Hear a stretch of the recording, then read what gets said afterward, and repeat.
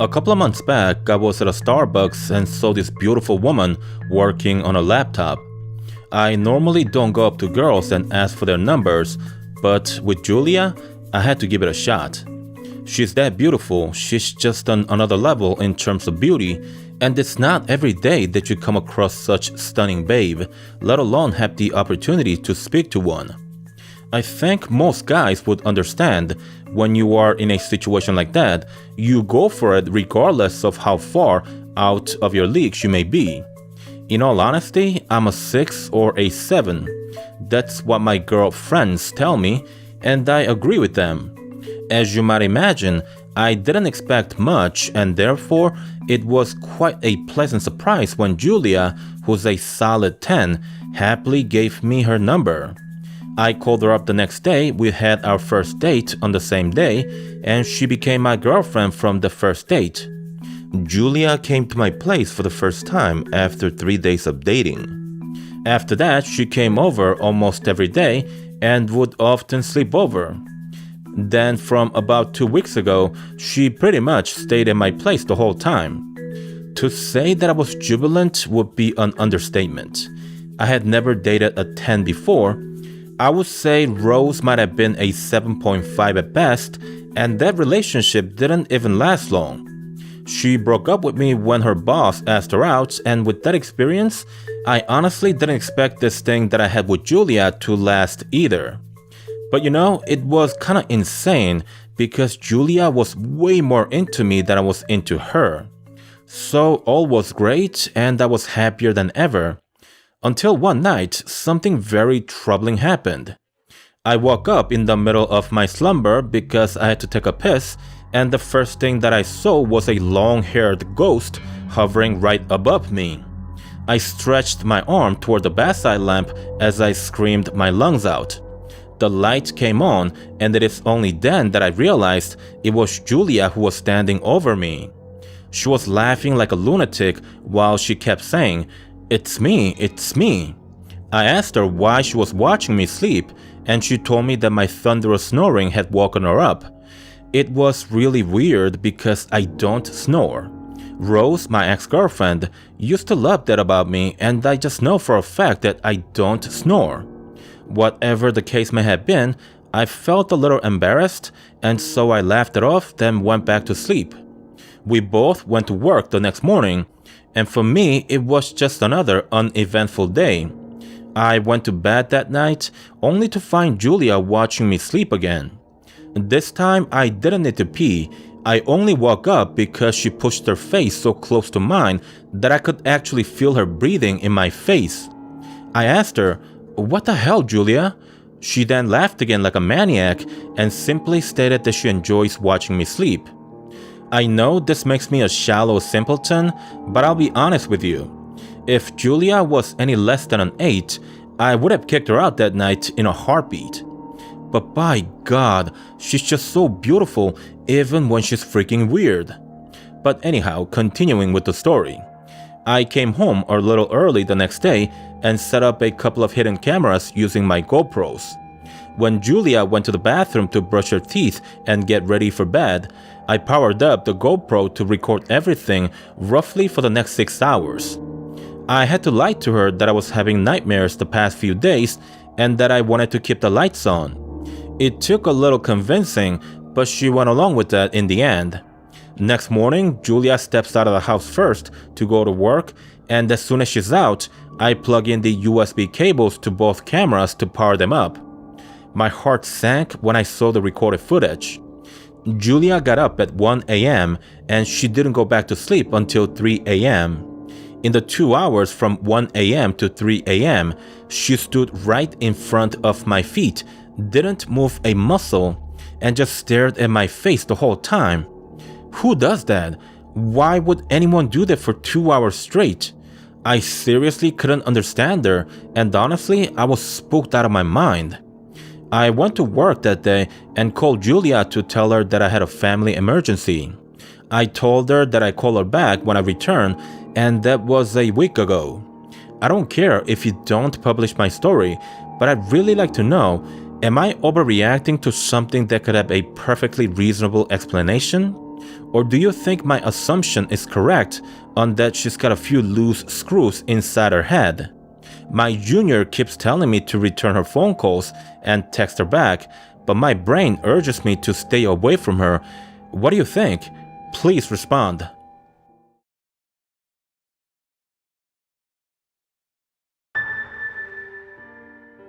I had my first girlfriend when I was 19, and we ended up breaking up on the day of our college graduation. It took me 2 years to find another girl that I liked, and that was Jamie, who was my second girlfriend and also the main participant in this story. To say that I was inexperienced with women would be an understatement. I was acting like a total nerd when I asked out Jamie, but for some reason she found it to be cute, as she told me after we began dating. 3 months into the relationship, she told me that she needed some money and asked if I could lend her $2,000. I was in love with her and I could have given her the $2,000 if she needed it. So it goes without saying I went directly to the bank and made a withdrawal for her.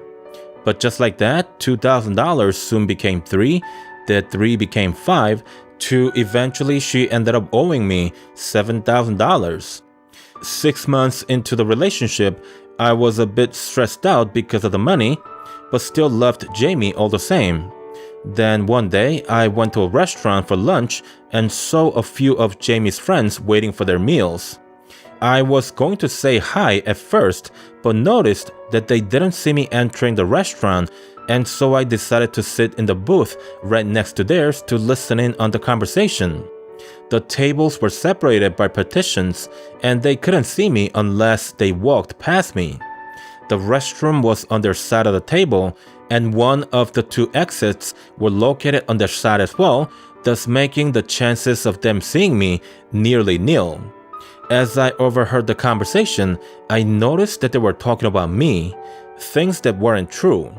One of the friends said to the others that I was abusive toward Jamie, that I hit her and often threatened to kill her. She added that I make apologies once I'm sober and no longer high from all the drugs I take. According to her, I give money and gifts to Jamie to keep her around. I couldn't believe what I was hearing. I wanted to tell them that it was a lie and that I was no abusive boyfriend, but I knew I was better off not saying anything. I met Jamie that night and asked why she was spreading untruthful rumors about me. She calmly set me down on the bed and said, "Matt, what is true isn't important. The only thing that matters is what you can prove to be true." She then showed me some photos she had taken in the last 6 months. I'll describe the photos to you. The first one was her bloodied knee, the knee she injured on our hiking trip. The second photo was of her bruised forehead, which she got it when she bumped heads in a swimming pool. The third photo showed the bruised thigh she got after a horseback ride, and there were several more. I'm sure you can understand what she was trying to tell me. I asked her why, to which she responded with a big smile on her face. "Does it matter why? Look, Matt, I think you're a nice guy and I don't want to see you go to jail. My advice to you is to forget about the $7,000 I borrowed from you, forget about the stories you've heard at the restaurant today, and just forget about me. Forget this ever happened, and those photos will never see the light of the day." Listen, I know what you're thinking. This guy's a dumbass, what an idiot, and I happen to agree with you. But I was young and naive. I hardly had any experience with women and never imagined I'd end up with someone like that. I was angry for what she did to me, but I was even more angry that I still loved her after all that. I know I was such a moron, a completely whipped moron. I get it.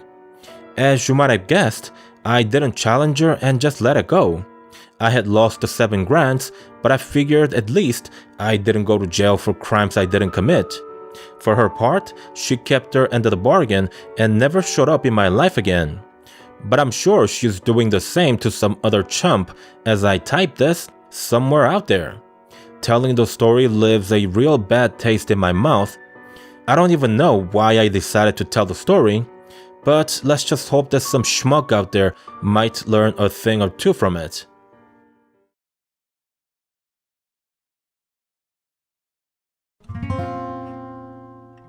Back in 2005, I was going out with one of the nicest girls I had ever met, and we had been together for nearly 2 years by then. Her name's Emma, and she was 22 years old at the time. She was very generous to me during our first 2 years together, and it wouldn't be a stretch to say that her life revolved around mine. She would always ask what I wanted to do, what I would like to eat, and how I wanted things to be. I never forced anything onto her, but she always insisted that what makes me happy is what makes her happy. Emma's endless generosity made me feel uncomfortable at first, but I quickly got used to the pampering and probably enjoyed it too. One day, Emma spoke to me about our future and the possibility of marriage. I told her that I wasn't ready and that I won't be ready to even talk about marriage for at least another 2 years. I was only a year older than her, and naturally marriage didn't even occur to me while we were dating. Here's something that I still don't understand it till this day. We were doing fine up until she brought up the issue of marriage. I was genuinely happy with her, and the possibility of us breaking up didn't even register in my head. However, when she spoke about marriage, I began to feel uncomfortable. That might be too strong of a word. Maybe awkward better describes my feelings at the time. The change of heart on my part was inexplicably sudden. I began to see Emma less and less, spent a lot more time with my friends, and eventually I told her that we should break up. She took the breakup really hard. She cried a lot and tried to convince me to stay with her for hours on. My friends told me that it was better for both of us that I didn't linger after the breakup. But we were together for 2 years. How do I just walk away while she's crying and still talking to me? So I listened to her speak for nearly 3 hours, walked her home, gave her one last hug, and left. 1 week goes by without a problem, and I'm thinking that I did the right thing by not being so cold to her as my friends had suggested. That night, as I was about to go to bed, someone rings the bell from the outside. I went up to the door, looked through the peephole, and saw that it was Emma. Not good, I thought, but I opened the door anyway because it would be rude to not even answer the door. As soon as the door opens, Emma puts a knife on her throat and tells me to get in the house or that she'll kill herself. I did as told. Emma got in, then she shut the door behind her. She began to speak like a deranged person, telling me how happy we were together and how I ruined everything for both of us. She said she wanted us to get back together and that it was possible if I truly wanted it. I told her that I regretted my decision to leave her and that I too wanted to give us another chance. I was lying, of course. By this point, she had already made several small cuts around her neck, and I could clearly see a few narrow streaks of blood running down her neck. I told her that she didn't have to put the knife so close to her throat, and she screamed at me to not come any closer, then proceeded to stab herself in the arm. That's when my cat walked out of the kitchen, then slowly went toward Emma to greet her. What happened next was the most horrible thing I had ever witnessed in my life. What Emma did to my cat with the knife isn't something that I want to describe in words. She destroyed it, and that's as far as I'm going to mention about it. But once that happened, I ran to my room, locked the door, then proceeded to escape through the window. As I ran, I could hear Emma screaming my name from the other side of the door. The way she was calling out for me sounded more like a cry of an animal than of a human being. I ran for nearly 10 minutes without shoes and all. I called the cops when I arrived at my sister's, and Emma was arrested a couple of hours thereafter. What angers me the most from the experience is the fact that she didn't spend a single day in jail. The court let her off with a slap on the wrist, citing the stressful situation she was in due to the fact that I led her to believe that we were going to marry and then dumping her when I didn't need her anymore. As if that justifies butchering a helpless animal. Sadly, that's how things came to a close. I lost my cat, didn't see any justice done for it, and a lunatic walked free with some mandatory shrink session for a year. Could you imagine if I did the same things to her? I think we all know I would have been rotting in jail for many, many years. The worst of the experience didn't happen until recently when I saw her in a supermarket doing her grocery shopping. I saw her and instantly stopped in my tracks.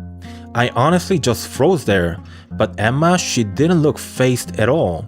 She continued walking, all the while smiling at me until she was right next to me and said, "Meow." She walked off and I was so angry that I genuinely could have slapped her silly if I wasn't surrounded by strangers in a public space. So there you have it. You could never know the true nature of a person until they themselves decide to reveal it. That scares me whenever I'm in a new relationship, and commitment terrifies me even more because of the same reason. It's truly scary to imagine how many psychos like Emma could potentially be walking freely among us. The thought has never escaped my mind ever since knowing Emma, and I don't think it ever will.